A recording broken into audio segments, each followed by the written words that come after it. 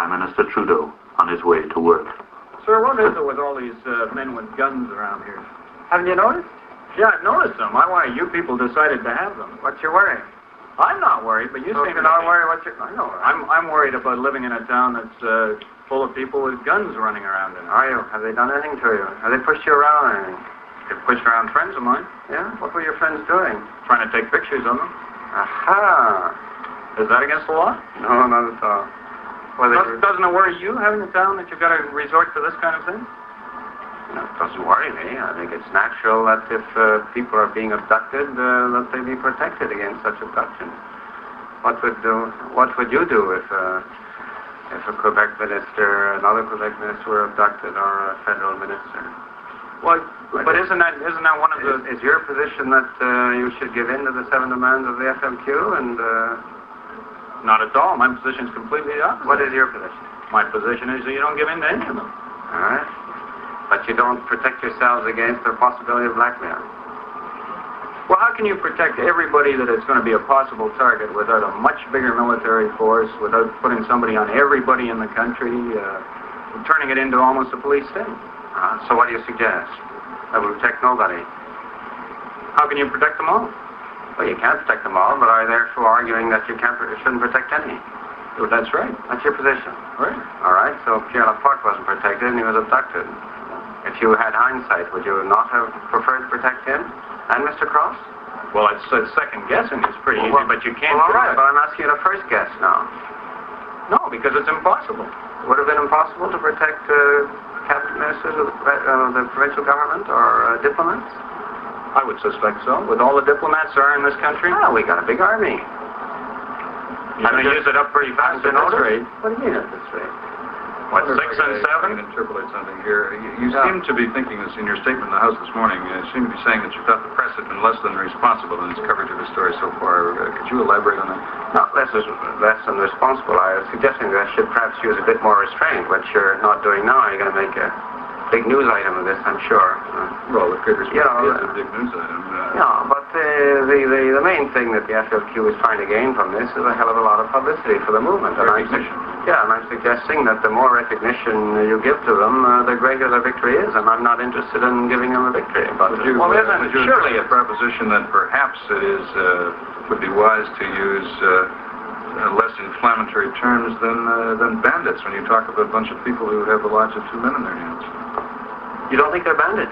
Well, regardless of what I don't think I'd be inclined to wave a red flag in their face if they held 2 of my friends or colleagues with guns at their heads. Well, first of all, I didn't call them bandits. I call the people who were in jail now bandits, who have been tried before the law and condemned to a prison term. And I said that you people should stop calling them political prisoners. They're not political prisoners.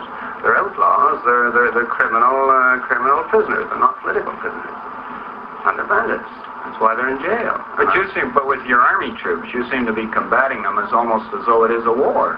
And if it is a war, is anything that they say have validity? Don't be silly. We're not combating them as a war, but we're using some of the army as peace agents in order that the police be more free to do their job as policemen and not spend their time guarding your friends against some form of kidnapping.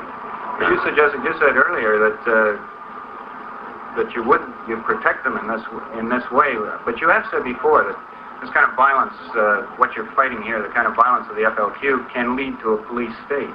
Sure. That's what you're complaining about, isn't it? Well, yes, but surely that decision is yours, not the FLQ.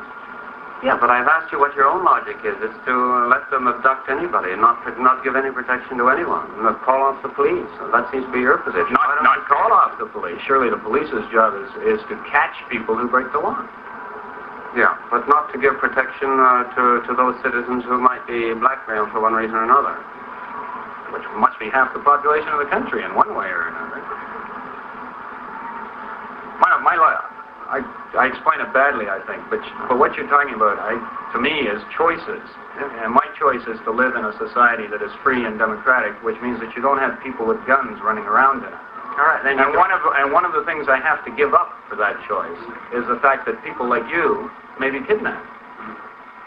Sure. Sir, if you had to right now... But this isn't my choice, obviously.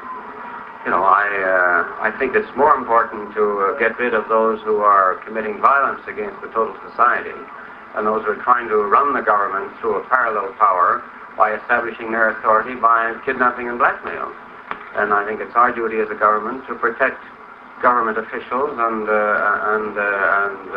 important people in our society against being used as tools in this blackmail. No, you don't agree to this, but I'm sure that, once again, with hindsight, you would have probably found it preferable if Mr. Cross and Mr. Laporte had been protected from kidnapping, which they weren't, because the steps we're taking now weren't taken. But even with your hindsight, I don't see how you can deny that. No, I still go back to the choices you have to make in the kind of society that you live in. Well, there's a lot of bleeding hearts around who just don't like to see people with helmets and guns. All I can say is go on and bleed, but it's more important to keep law and order in this society than to be worried about weak-kneed people who don't like the looks of a At any cost? At any cost? How far would you go with that? How far would you extend that? Just watch me. At reducing civil liberty? To that extent? To what extent? Well, if you extend this and you say, okay, you're going to do anything to protect them, this include wiretapping, reducing other civil liberties in some ways? Yes, I think the society must take every means at its disposal to defend itself against the emergence of a parallel power which defies the elected power in this country, and I think that goes to any distance. So long as there's a power in here which is challenging the elected representatives of the people, I think that power must be stopped. And I think it's only, I repeat, weak-kneed, bleeding hearts who are afraid to take these measures.